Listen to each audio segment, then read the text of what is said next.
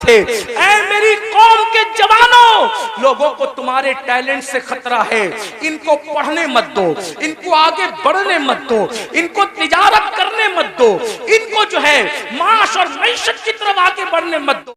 कि बाज़ाब्ता तौर पर वो बच्चे जो अच्छे ज़हीन बच्चे हैं, जो तालीम के लिए बहुत ज्यादा होशियार हैं, ऐसे बच्चों को टारगेट किया जाता है और उनको पहले फ्री में एमडी और उस जैसी दवाइयां चटाई जाती है, उनसे पहले दोस्ती की जाती है, फिर उनको वो चटाया जाता है।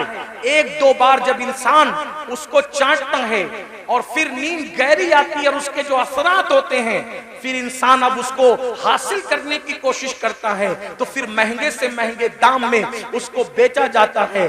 तो पैसा भी बर्बाद, जिंदगी भी बर्बाद। ऐ मुसलमानों, अपने बच्चों को कीमती से कीमती लिबास दो, अपने बच्चों को अच्छे से अच्छा खिलाओ, अपने बच्चों के हर शौक पूरे करो, लेकिन उस पर औकाब की तरह नजर रखो कि तुम्हारे बच्चे किसकी सोहबत में बैठते हैं, किसके पास बैठते हैं, किसके साथ रहते हैं। याद रखना, मुसलमानों के टैलेंट से लोगों को बहुत खौफ है, इसलिए कि ये मुल्क ही नहीं बल्कि दुनिया के तमाम ममालिक पर अगर सैकड़ों साल अगर किसी ने हुकूमत की है तो वो सिर्फ ला इलाहा इल्लल्लाह पढ़ने वाली कौम है। मुसलमानों को हुकूमत करने का शऊर आता है, मुसलमानों को सियासत करने का शऊर आता है, मुसलमानों को तिजारत करने का शऊर आता है।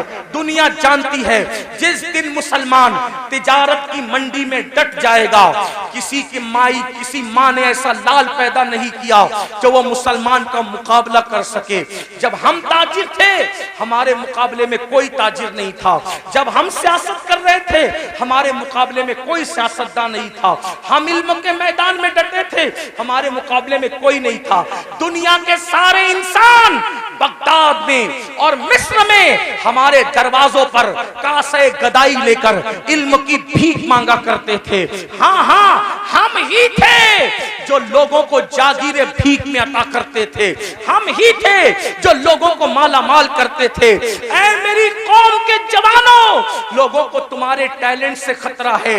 इनको पढ़ने मत दो, इनको आगे बढ़ने मत दो, इनको तिजारत करने मत दो, इनको जो है माश और मैशत की तरफ आगे बढ़ने मत दो। इनको गानों का आदी बना दो, इनको गेम का आदी बना दो, इनको नशे का आदी बना दो, इनको शराब का आदी बना दो। जालिमों, अपनी जिम्मेदारियों को महसूस करो। ये खिलौना मोबाइल का जो तुम्हारे हाथ में दे दिया गया है और अलग अलग गेम्स तुम्हें ला करके दे दिए गए हैं, कब तक गेम में डूबे रहोगे? गेम में मुब्तला करने वाले तुम्हारे खैर खान नहीं है, ये तुम्हारे मुस्तकबिल को तबाह कर देना चाहते हैं। नशे में डुबाने वाले तुम्हारे खैर खान नहीं है, ये तुम्हारे मुस्तकबिल को बर्बाद कर देना चाहते हैं। ऐ मेरी कौम के जवानों, हम गेम खेलने वाले लोग नहीं हैं, हम गेम खेलने वाले लोग नहीं हैं, हम तो नाखूने तदबीर से उम्मत की बिखरी हुई जुल्फों को संवारने वाले लोग हैं, हम तो कौमों के मुस्तकबिल को ताबनाक बनाने वाले लोग हैं। नौजवान किसी कौम का सरमाया होता है, अगर नशा करोगे खुद की फिक्र नहीं होगी, माँ बाप की फिक्र क्या करोगे? नशा करोगे खुद की फिक्र नहीं होगी, औलाद की फिक्र क्या करोगे? नशा करोगे खुद की फिक्र नहीं होगी, अपनी कौम की फिक्र क्या करोगे? मुसलमान नौजवानों, हमारा जवान खुद भी बढ़ने वाला है, कौम को भी आगे बढ़ाने वाला है। फिक्र करो, अपनी कौम को आगे बढ़ाओ। जानते हैं, जब तक नशा हमारे समाज में नहीं था, कौम इतनी गरीब नहीं थी। आज एक सर्वे बताऊं, पूरे हिंदुस्तान में मैं हुजूर अलैहिस्सलाम की नालैन के सदके जाता हूं, अमीरों के यहां भी रुकता हूं, गरीबों से भी मेरे ताल्लुकात है। आपको बताऊं, आज हर बाप की शिकायत यह है कि बूढ़ा बाप कमा रहा है, जवान लड़के नहीं कमा रहे। जवान लड़के फजूल घूमते हैं, टी शर्ट पहन लिया, जींस पहन लिया, अच्छी बाइक पर, नंगा नवाब, किले पे घर, यानी उसके जैसा कोई नहीं। मुसलमानों, अपने बूढ़े बाप पे बोझ मत बनो। गेम की वजह से, नशे की वजह से, फजूल दोस्तों की वजह से जो जवान अपने माँ बाप पे बोझ है, उसका तो कोई शुमार ही नहीं। अगर नफली नमाजें भी तुम्हें अपने माँ बाप पे बोझ बना दे, इस्लाम उसको भी पसंद नहीं करता। मैं जिम्मेदारी से अर्ज करता हूं, हालांकि नमाज मेरा टॉपिक है, मैं जब भी किसी जगह गुफ्तगू करता हूं बगैर नमाज की फजीलत के मैं उन्वान मुकम्मल नहीं करता, मैंने अपने ऊपर लाजिम कर रखा है। लेकिन एक बात कहूं, फारूक आजम के दौर में एक जवान था जो रात दिन मस्जिद में पड़ा रहता था, वो फारूक आजम थे। फारूक आजम थे, किसी की रियायत कभी नहीं की। फारूक आजम ने देखा एक जवान है रात दिन मस्जिद में पड़ा रहता है, उसको पूछा तू रात दिन मस्जिद में पड़ा रहता है, तेरे घर का खर्चा कैसे चलता है, ये बता तेरे घर के अखराजात कैसे निकलते हैं। तो उसने क्या कहा, हजरत मेरा एक भाई है और वो मेरी तरह मस्जिद में पड़ा नहीं रहता, अजान होती है मस्जिद में आता है, नमाज पढ़ के फौरन चला जाता है, और वो इतनी मेहनत करता है कि उसके घर का खर्चा भी वो चलाता है और मेरे घर का खर्चा भी वही चलाता है, हम दोनों का बोझ वो उठाता है। फारूक आजम ने कहा कयामत के दिन तुझसे बेहतर दर्जे में जन्नत में तेरा भाई रखा जाएगा। क्यों? क्योंकि तू नफिल पढ़ के उस पे बोझ बना हुआ है और वो नफिल न पढ़ के तेरा बोझ उठाने वाला बना हुआ है। नफल इबादत से बेहतर किसी का बोझ उठाना है। आप ये बात समझें मुसलमानों, मेरी कौम के जवानों, मेरी कौम के जवानों, हमारे प्यारे मुल्क भारत में 60% से ज्यादा जवान है। जवान यानी पूरी दुनिया में अगर सबसे ज्यादा जवान किसी मुल्क में मौजूद है वो हमारे हिंदुस्तान में है। इसीलिए आप पूरे जलसे को काउंट कर लें, मेरी बात पे यकीन नहीं आता, आपको 90% जवान न नजर आए तो देख लेना, आप देखिए तो आप सब जवान हो, सब के सब जवान हो। और आपको बताऊं ये जो उलमा की दाढ़ियां सफेद हो गई है, इनकी दाढ़ियां सफेद है मगर ये भी जवान है, क्योंकि मोहम्मद के गुलामों को बुढ़ापा आ नहीं सकता। तुम सब जवान हो। लोग क्या चाहते हैं, गौर से सुनो, ध्यान से, लोग क्या चाहते हैं, दो चीज, मुसलमानों को जाहिल करो और इनको गरीब करो, गरीब करो, जाहिल करो। फिर क्या होगा, गुर्बत कभी कभी इंसान को कुफ्र तक ले जाती है। जब ये गरीब हो जाएंगे, एक हाथ से रोटी देंगे और उसके बाद कहेंगे ईमान बेचो, ईमान खरीद लेंगे रोटी के टुकड़े पर। अब बिलाल जैसा इनमें थोड़ी मौजूद है जो पिट कर भी दीन पे कायम रहे। जो कौम गाने की दहलीज पर ईमान का सौदा कर सकती है, वो कौम क्या रोटी के टुकड़े पे ईमान का सौदा न करेगी? इसलिए मुसलमानों को गरीब बनाना चाहते हैं। और दूसरी चीज, जाहिल बना दो, अनपढ़ बना दो, इनको पढ़ने मत दो। आप देख लें, आज हमारे बच्चे 10वीं से आगे नहीं पढ़ पा रहे, 9वीं से आगे नहीं बढ़ पा रहे हैं, थोड़ी थोड़ी सी तालीम हासिल करते हैं और फीस नहीं है इसलिए पीछे हट जाते हैं। इस कॉलेज महंगी है, पीछे हट जाते हैं, तालीम महंगी, पीछे हट जाते हैं। मैं कहता हूं अपने बच्चों को तालीम अधूरी से पीछे हटाने वालों, ये क्यों कहकर शोरूम से वापस नहीं आते कि कपड़े महंगे हैं, तालीम महंगी है, ये कहकर अपने बच्चों को ड्रॉप आउट कर लेते हो। आप हजरात ये कहकर बच्चों के कदमों को पीछे हटा लेते हो। मैं कहता हूं 1000 बार शोरूम से वापस आना पड़े कि मोबाइल महंगा है मैंने नहीं खरीदना, कपड़े महंगे मैंने नहीं खरीदना, जूते महंगे मैंने नहीं खरीदना, लेकिन तालीम महंगा करने वाला कितना भी महंगा कर दे, कितना भी महंगा कर दे, कितना भी महंगा कर दे, इल्म छोड़ूंगा नहीं। क्यों? क्योंकि मेरे नबी ने फरमाया, आका का फरमान सुनो, क्योंकि मेरे नबी ने फरमाया इल्म अगर सुरैया पे होगा तो मेरी उम्मत का बंदा वहां से भी इल्म लेकर आएगा। गोया के बताया जा रहा है, ऐ तालीम को महंगा करने वाले, जा महंगा करके देख ले, आसमान तक तो तू तालीम को नहीं ले जा सकता, और अगर ले जाएगा तो मोहम्मद रसूलुल्लाह के गुलामों में इतनी ताकत है कि वहां से भी हम जाकर के इल्म को ले आएंगे।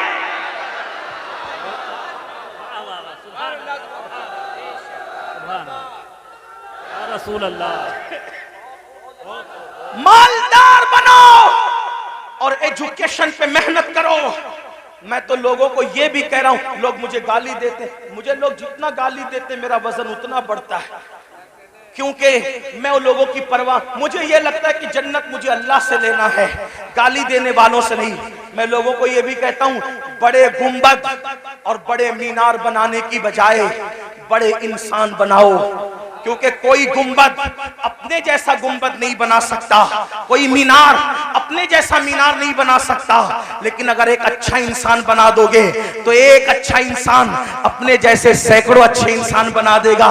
यही तो बात थी ना, रसूलुल्लाह ने हुसैन को अच्छा बनाया था, एक हुसैन ने दुनिया में करोड़ों हुसैनी पैदा कर दिए, एक चिराग से कितने चिराग बने, सिद्दीक अकबर जैसा अच्छा इंसान बनाया, फारूक आजम जैसा अच्छा इंसान बनाया, उस्मान गनी जैसा अच्छा इंसान बनाया, मौला अली जैसा अच्छा इंसान बनाया, अशरे मुबश्शरा जैसा अच्छा इंसान बनाया। इन अच्छों ने, इन चंद अच्छों ने कितने अच्छे अच्छे पैदा कर दिए कि वो दीन के मुहाफिज हो गए। तो मेरी गुजारिश है, देखो एक ताजमहल बनाया शाहजहां ने, लेकिन वो ताजमहल बनने को सदियां बीत गई, उस ताजमहल ने दूसरा ताजमहल तैयार नहीं किया। लेकिन आपको बताऊं, आले रसूल अहमदी ने एक अहमद रजा पर नजर डाल करके अच्छा बनाया, तो उस अहमद रजा ने कितने अच्छे दिए, सदरुल शरिया जैसा अच्छा वहीं से मिलता है, शेरबेश अहले सुन्नत जैसा वहीं से मिलता है, जफरुद्दीन बिहारी जैसा वहीं से मिलता है, अल्लाह मुहद्दिस आजम जैसा वहीं से मिलता है, मुफ्ती आजम जैसा वहीं से मिलता है, हुज्जतुल इस्लाम जैसा वहीं से मिलता है। तो पता क्या चला, अच्छे इंसान बनाने पे तवज्जो दो, इसलिए कि इमारतें खंडर बन सकती है, इंसानों को खंडरात में तब्दील नहीं किया जा सकता, इसलिए अपने बच्चों को अच्छा बनाओ। आज गुर्बत और गुरबत और जिहालत हम पे मुसल्लत इसलिए की जा रही है ताकि आपका ईमान ले, आपकी आबरू ले। आज अगर हमारी बच्चियां किसी का हाथ पकड़ कर जा रही है, इसमें 90% गुर्बत का अमल दखल, गुर्बत का अमल दखल है। गरीबी आदमी को कुफ्र तक ले जाती। लेकिन एक बात बताऊं, गुर्बत से ज्यादा तरबियत न करने का अमल दखल है, क्योंकि गुर्बत कितनी भी हो, तरबियत अगर होगी तो फिर कोई कुछ छीन नहीं सकता। उलमा तो कह रहे बहुत कहूं, लेकिन मैं आखिरी बात कह देता हूं, गुर्बत से ज्यादा तरबियत की कमी है। आखिरी बात, जो बच्चियां जा रही, हालांकि एक बात आपसे कह दूं, इतने हजारों के मजमे में अपने जलसे में ये मत कहो कि इतने लाख चली गई, उतनी हजार चली गई। मैं बार बार कह रहा हूं, इसको मत कहो, क्योंकि ये नफ्सियाती तौर पे दुश्मन हमें मुतासिर करना चाहता है। कोई जरूरत नहीं हमें कहने की इतनी लाख, हमारे पास सबूत क्या है, इतनी लाख गई, उतनी लाख गई। तो कहते हैं मीडिया ने कहा, हम कहते हैं मीडिया अगर कह दे कि चांद दिखा तो हम मीडिया का चांद नहीं मानते। जिसके कहने पे चांद का आना नहीं मानते, उसके कहने पे बेटियों का जाना कैसे मान सकते हैं? इसलिए नहीं मानने का, नफ्सियाती तौर पे मुतासिर नहीं होने का। गई है, इनकार नहीं, चंद गई है, उंगलियों पे गिन लो कौन गई है, जिनकी तरबियत नहीं हुई।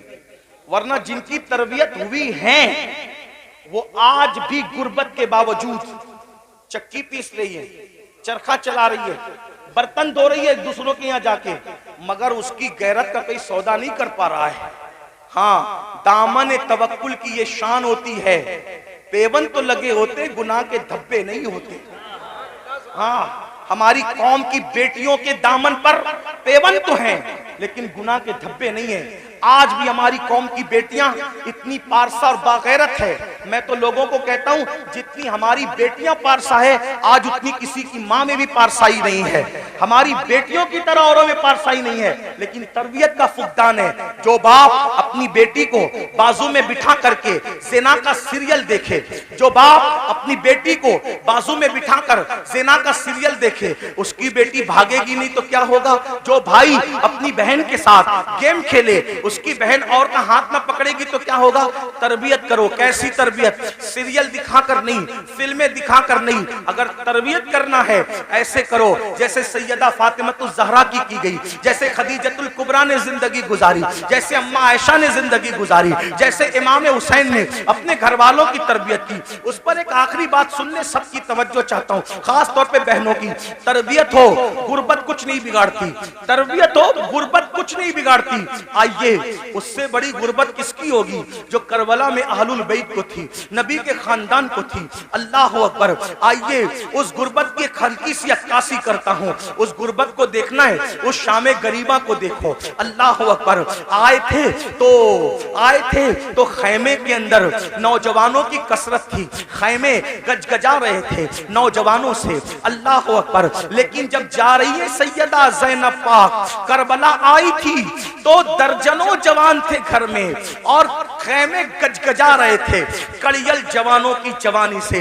अली अकबर जैसा हम शबी रसूल शहजादा मौजूद है, हजरत कासिम जैसा शहजादा मौजूद है, हजरत अब्दुल्ला इब्ने अली, हजरत अब्बास काजी अब्बास अलमदार जैसा भाई मौजूद है, गरज के खानदान के कड़ियल जवान मौजूद है। लेकिन ज़ैनब सब कुछ लुटाकर करबला से जा रही है, किस शान से जा रही है। अल्लाह अकबर। सब शहीदों के सर काट लिए गए हैं, सब शहीदों के सर काट लिए गए हैं, सब शहीदों के सर काट लिए गए हैं, सर काट कर नेज़ों पे उठाए गए हैं और एक एक लाश पर 10-10 घोड़े मुतय्यन किए गए हैं। अल्लाह अकबर। वो सीना जिसको रसूलुल्लाह हाथ मलमल के सूंगा करते थे, वो सीना जिसको अपने सीने से लगा करके हुजूर अपनी जबान चुसाया करते थे और कभी मौला हुसैन की जबान चूसते थे। आज अल्लाह अकबर उस सीने पर से कपड़ा हटा करके, बल्कि उस सीने पर रखे हुए कपड़े निकाल करके इमाम अली मकाम के जिस्म और शहीदों के जिस्म से कपड़े भी निकाल लिए गए और कपड़े निकाल करके एक एक लाश को 10-10 घोड़ों से कुचल दिया गया। घोड़ों से लाशें कुचली, लाशें कट पिट गई। अल्लाह अकबर। ऐसे आलम में अल्लाह अल्लाह शहीदों की कटी पिटी लाश से जब 12 या 13 मुहर्रम को सैयदा ज़ैनब कुबरा निकलती है तो किस शान से निकलती है। मौर्रिखीन लिखते हैं सैदानियों के हाथों को रस्सियों से बांध दिया गया था और पैरों में बेड़ियां डाल दी गई थी। अल्लाह अकबर। इमाम अहले सुन्नत के छोटे भाई उस्ताद ज़मन के बकौल उनकी तहरीर की रोशनी में बीबियों के ज़ेवरात तक छीन लिए गए, कानों की बालियां तक छीन ली गई, हत्ता के दुपट्टे तक छीन लिए गए। जिनके घर में इजाजत के बगैर जिब्रील नहीं आते थे, आज उनके सरों के दुपट्टे भी छीन लिए गए हैं। अल्लाह अकबर। वो इमाम ज़ैनुल आबिदीन जो कई दिन से बीमार हैं, 3-4 दिन के भूखे प्यासे हैं, गले में तोक डाला गया है लोहे का, हाथों में हथकड़ियां हैं, पैरों में बेड़ियां हैं और ऊंटों की नकेल उस बीमार के हाथ में दी जाती है। ज़ैनुल आबिदीन उस नकेल को पकड़ के गिर जाते हैं, जब गिरते हैं तो पीठ में तमाचे मारे जाते हैं। सैयद नसीरुद्दीन नसीर गोलड़वी कहते हैं आखिर नसीर अदावत के भी कुछ न कुछ आदाब होते हैं, नसीर अदावत के भी कुछ न कुछ आदाब होते हैं। किसी बीमार को जंजीर पहनाई नहीं जाती, किसी बीमार को जंजीर पहनाई नहीं जाती। तमाचे मार लो, खैमे जला लो, कैद में रख लो, तमाचे मार लो, खैमे जला लो, कैद में रख लो। अली के गुल रुखों से बूए ज़हराई नहीं जाती, अली के गुल रुखों से बूए ज़हराई नहीं जाती। सोचो, गौर करो, ये करबला है, इस खानदान पे कितना जुल्म हुआ है, कितना मजलूम है ये खानदान। जब कटी पिटी लाशों से ये सैदानियों का अल्लाह अकबर लुटा पिटा काफिला जब जाने लगा तो सैयदा ज़ैनब ने कहा नाना जान आप पर अल्लाह के फरिश्तों की दुरूदें हो, उस हुसैन को देखो जिसके लिए आप सजदे तवील करते थे, जिसके लिए आप सीने पे चढ़ाते थे, जिसे कंधों पे उठाते थे, आज उसकी कटी पिटी लाश को कफन तक मयस्सर नहीं है, उस पे खाक उड़ रही है। जब आपने रोया, आपके रोने को देखकर अपना बेगाना सब रो पड़े। लेकिन कहना ये चाहता हूँ, ये लुटा पिटा काफिला जब कूफा गया तो एक तारीखी रिवायत के मुताबिक, तारीखी रिवायत बहुत सारी है, एक तारीखी रिवायत के मुताबिक लुटा पिटा काफिला जब कूफा में गया तो कूफा में ऐलान हो रहा था, कूफा वालों कुछ लुटेरे थे, कुछ डाकू थे, कुछ रास्ता मारने वाले थे, वो बगावत कर रहे थे, हमने उनके सर काट लिए। है और उनकी औरतों को हम कैदी बनाकर और बच्चों को कैदी बना के ला रहे हैं। उनका तमाशा देखो। यानी ये नहीं कहा गया आले रसूल को कैदी बना के ला रहे, क्या कहा झूठों ने, जालिमों ने, पलीदों ने कि हम डाकुओं को, लुटेरों को काट करके और उनकी बीवी बच्चों को जो है वो कैदी बना के ला रहे हैं। अल्लाह अकबर। पूरा कूफा बाहर आ गया, दिल रखने जगह नहीं थी। उनकी औरतें छतों पे चढ़ गई। जब छत पे चढ़ी, कितने दिन हो गए?